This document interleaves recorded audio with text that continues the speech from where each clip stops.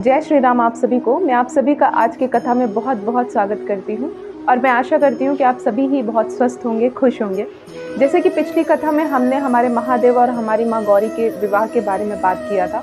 आज की कथा में हम इसके आगे बात करने वाले हैं। तो आज की कथा में हमारे महादेव हमारी माँ गौरी को ब्याह कर कैलाश पर्वत में लेकर आते हैं और हमारे जगत पिता और जगत जननी कैलाश में विभिन्न प्रकार से भोग विलास करते हुए अपने गणों के साथ सुखपूर्वक रहने लगते हैं। फिर बहुत समय बीतने के बाद हमारी जगत जननी को 6 मुख वाले पुत्र स्वामी कार्तिक जी का जन्म होता है, जो कि तारकासुर नामक राक्षस का वध करते हैं। और शिव जी के इस रसीले और सुहावने चरित्र को सुनकर भरद्वाज मुनि बहुत ही प्रसन्न होते हैं। उनके आंखों में अश्रु आ जाते हैं, साथ ही साथ उनके रोंगटे भी खड़े हो जाते हैं, प्रफुल्लित हो जाते हैं। और भरद्वाज मुनि की यह दशा देखकर याज्ञवल्क्य के ऋषि बहुत ज्यादा प्रसन्न होते हैं और बोलते हैं कि शिव जी के समान श्री रघुनाथ जी का भक्ति करने वाला इस जगत में कोई भी नहीं है, जिन्होंने बिना किसी पाप के माता सती जैसी पत्नी को भी त्याग दिया और उन्होंने श्री रघुनाथ जी की भक्ति को सबके समक्ष दिखा दिया। श्री रघुनाथ जी के लिए शिव जी से प्यारा और कौन हो सकता है और शिव जी के लिए श्री रघुनाथ जी से प्यारा और कौन हो सकता है। दोनों ही एक दूसरे के लिए सर्वश्रेष्ठ हैं, दोनों ही एक दूसरे का ध्यान करते हैं, दोनों ही एक दूसरे के इष्ट हैं। इसीलिए शिव जी की अगर आप भक्ति करते हैं तो प्रभु श्री रघुनाथ जी की भी भक्ति करिए, और अगर प्रभु श्री रघुनाथ जी की भक्ति करते हैं तो शिव जी की भी भक्ति करिए ना। अगर आप एक की भक्ति करेंगे तो आपकी भक्ति अधूरी ही रह जाएगी और भगवान उस भक्ति को स्वीकार नहीं करते हैं। इसीलिए इन दोनों इष्ट ईश्वरों का नाम हमेशा जपते रहना चाहिए। अब जैसा कि मैंने आपको पहले एपिसोड में ही बताया था कि जब हम श्री रामचरितमानस की कथा पढ़ते हैं तो वहाँ पर 4 लोगों की बातें आती हैं जो श्री रामचरितमानस की कथा कह रहे होते हैं। पहले तो बाबा तुलसीदास जी हैं जो श्री रामचरितमानस ही लिखे हैं। अब उसके अंदर याज्ञवल्क्य के ऋषि भरद्वाज मुनि को कथा सुना रहे होते हैं, हमारे महादेव माता पार्वती जी को कथा सुना रहे होते हैं और काक भुसुंडी पक्षीराज गरुण को कथा सुना रहे होते हैं। यहाँ से हमारी शिव जी और पार्वती जी की कथा शुरू होती है और हमारे महादेव जी और हमारी माँ गौरी की कथा को ही याज्ञवल्क्य ऋषि भरद्वाज मुनि को सुना रहे होते हैं। चलिए हम इसके आगे बात करते हैं। शंकर जी उस वृक्ष के नीचे बैठ जाते हैं जहाँ पर शीतल मंद और सुगंधित वायु बह रही होती है, ठंडी वायु बह रही होती है। उनको देख माता पार्वती जी उनके समक्ष जाती हैं। अपनी प्यारी पत्नी जानकर शिव जी ने उनका बहुत आदर सत्कार किया और अपनी बाईं ओर बैठने के लिए उनको आसन भी दिया।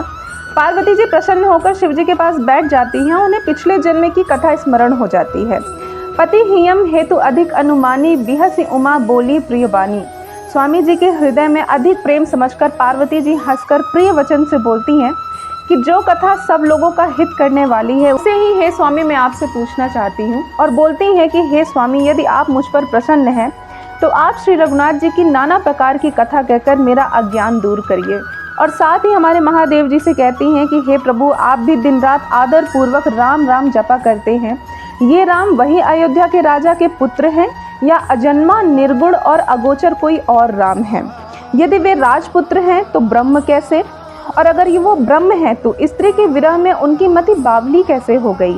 इधर उनके ऐसे चरित्र देखकर और उधर उनकी महिमा सुनकर मेरी बुद्धि अत्यंत चकरा ही गई है। और बोलती हैं कि हे नाथ मुझे अपने पूर्व जन्म की बातें याद है। मैंने प्रभु श्री रघुनाथ जी का चमत्कार देखा था, प्रभुता देखा था, लेकिन मैं भयवश आपको बता नहीं पाई। और अब भी मेरे मन में कुछ संदेह है तो कृपा करके आप मुझे इसके बारे में बतलाइए। मैं आपसे हाथ जोड़कर विनती करती हूँ, हे प्रभु आपने उस समय मुझे बहुत तरह से समझाया था, फिर भी मेरा संदेह दूर नहीं हुआ। और ये सोचकर आप कृपया करके मुझ पर क्रोध मत कीजिएगा। मुझे अब पहले जैसा मोह नहीं है। अब तो मेरे मन में राम कथा सुनने की रुचि उत्पन्न हो रही है। ऐसे ही माँ गौरी भिन्न भिन्न प्रकार से अपनी बात महादेव के समक्ष रखती हैं और उनसे कथा पूछती हैं। महादेव जी माँ गौरी की ये बातें सुनकर बहुत प्रसन्न हो जाते हैं और उनके मन में श्री रघुनाथ जी की वही छवि उत्पन्न हो जाती है जिनका वो हमेशा स्मरण किया करते हैं, ध्यान किया करते हैं। और माँ गौरी कहती हैं कि हे प्रभु श्री राम जी के अवतार की कथा कहिए तथा उनका उदार बाल चरित्र कहिए। फिर जिस प्रकार उन्होंने श्री जानकी जी से विवाह किया वह कथा भी कहिए। और फिर यह बतलाइए कि उन्होंने जो राज्य छोड़ा सो किस दोष से छोड़ा था। और हे नाथ फिर उन्होंने वन में रहकर जो अपार चरित्र किए तथा जिस तरीके से उन्होंने रावण को मारा वह सारी कथा मुझे सुनाइए। हर हियम रामचरित सब आए प्रेम पुलक लोचन जल छाए।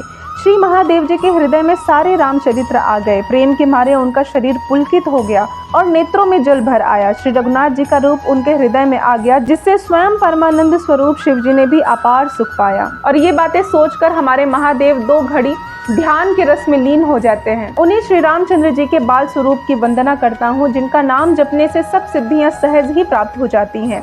मंगल के धाम अमंगल को हरने वाले श्री दशरथ जी के आंगन में खेलने वाले श्री रामचंद्र जी मुझ पर कृपा करें। महादेव जी माँ गौरी से बोलते हैं कि आपने जो श्री रघुनाथ जी की कथा का प्रसंग पूछा है, जो कथा समस्त लोगों के लिए जगत को पवित्र करने वाली गंगा जी के समान है, तुमने जगत के कल्याण के लिए ही प्रश्न पूछा है। और बोलते हैं कि श्री रामचंद्र जी की कथा कामधेनु के समान सेवा करने से सब सुखों को देने वाली है। और महादेव माँ गौरी से बोलते हैं कि आपकी अत्यंत प्रीति को देखकर जैसा कुछ मैंने सुना है और जैसी मेरी बुद्धि है उसी के अनुसार मैं कथा कहूँगा। इसी प्रकार से हमारे महादेव जी हमारे रघुनाथ जी के चरित्र का नाना प्रकार से वर्णन करते हैं। उनके रोम रोम प्रफुल्लित हो जाते हैं। बार बार प्रभु का चिंतन कर करके उनकी कथाएं कहते हैं माँ पार्वती जी से, और माँ पार्वती जी भी उतनी ही प्रफुल्लित हो रही हैं उनकी कथाएं सुनकर। तो यहाँ से हमारे जगत पिता हमारी माँ जगत जननी को हमारे रघुकुल नंदन के चरित्र का नाना प्रकार से वर्णन करते हैं, उनकी कथा सुनाते हैं। और इसी कथा को हमारे याज्ञवल्क्य ऋषि भरद्वाज मुनि को सुना रहे होते हैं और इसी कथा को हम सभी गा रहे होते हैं। तो मैं आशा करती हूँ कि आज की कथा आप सभी को पसंद आई होगी। अब हम मिलेंगे अपने आने वाले एपिसोड में। तो आज के लिए जय श्री राम।